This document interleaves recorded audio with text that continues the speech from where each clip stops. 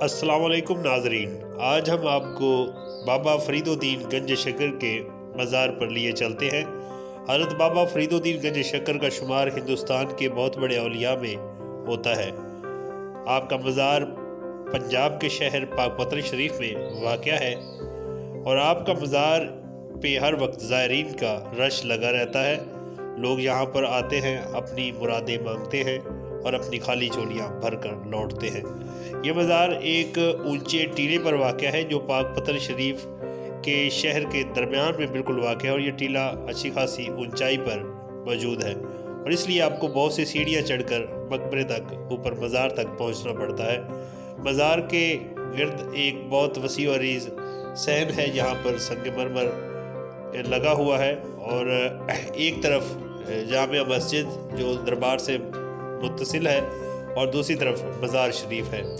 ابھی ہم مزار شریف پر سلام کے لیے حاضر ہوتے ہیں اور فاتحہ خوانی کر کے پھر ہم آپ کے ساتھ مزید آپ کو دربار کے گرد و نواح کے مناظر بھی دکھائیں گے۔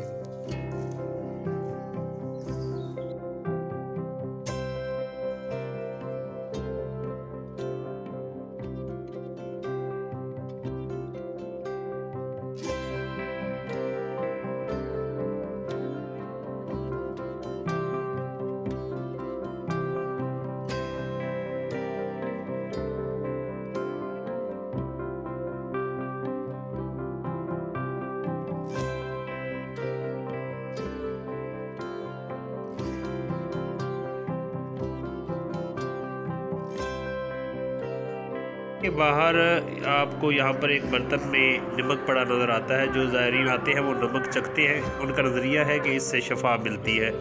اس کے علاوہ یہاں پر کچھ ایسی اشیاء جو بابا فرید الدین گنج شکر کے استعمال میں رہی، ان کو یہاں پر ایک جگہ پر رکھا گیا ہے۔ ایک قسم کا میوزیم کے طور پر آپ سمجھ لیں کہ زائرین کو دکھانے کے لیے چیزیں رکھی گئی ہیں۔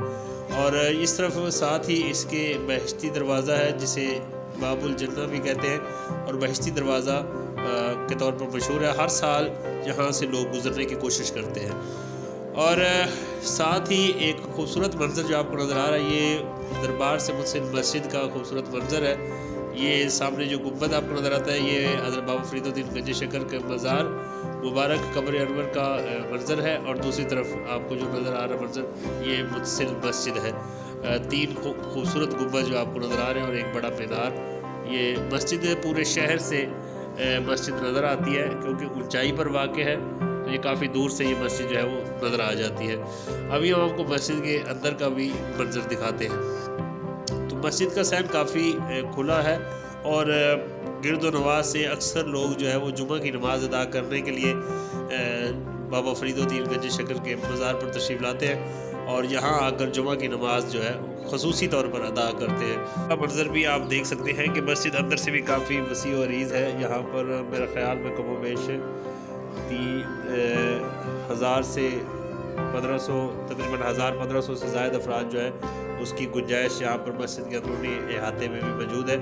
اور یہاں پہ ایک خوبصورت محراب بنا ہوا ہے، اور یہ مسجد تقریباً 2 منزلہ ہے، اور یہاں پر گنبد کے اندر ایک فانوس خوبصورت لگا ہوا ہے، اور گنبد کے اندر خوبصورت جو ہے نقش و نگار بھی کیے گئے ہیں۔ اور یہاں پر آپ دیکھ سکتے ہیں کہ یہ مزار کا ایک پرانا دروازہ ہے جس طرف سے پہلے لوگوں کی آمد ہوتی تھی، اور یہاں پر گزشتہ ایک ناگوار واقعہ پیش آیا تھا جس میں ایک بم بلاسٹ ہوا تھا۔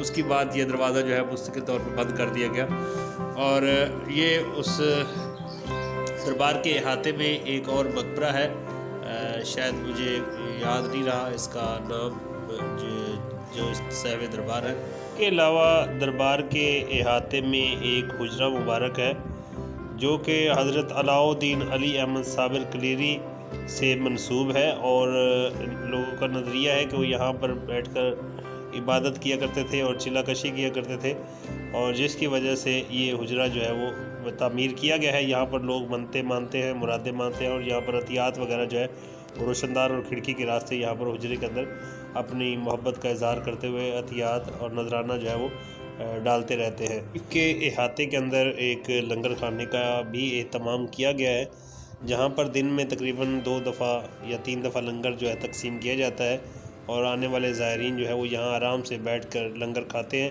اور یہاں پر ایک بہترین انداز میں لنگر تقسیم کیا جاتا ہے۔ شریف کے احاطے میں کچھ پرانی اور کچھ نئی قبریں بھی ہمیں دیکھنے کو ملتی ہیں، اور مزار شریف کے ساتھ منسلک جو بہشتی دروازہ ہے اس کو باہر یہاں پہ جنگلہ لگا ہوا ہے۔ یہ دروازہ ہر سال 1 محرم سے لے کر تقریباً 7 محرم تک رات کو کھولا جاتا ہے، بعد نماز عشاء تا قبل از تہجد یعنی فجر یہ دروازہ کھلتا ہے، اور یہاں سے ہر سال لوگ گزرنے کی کوشش کرتے ہیں۔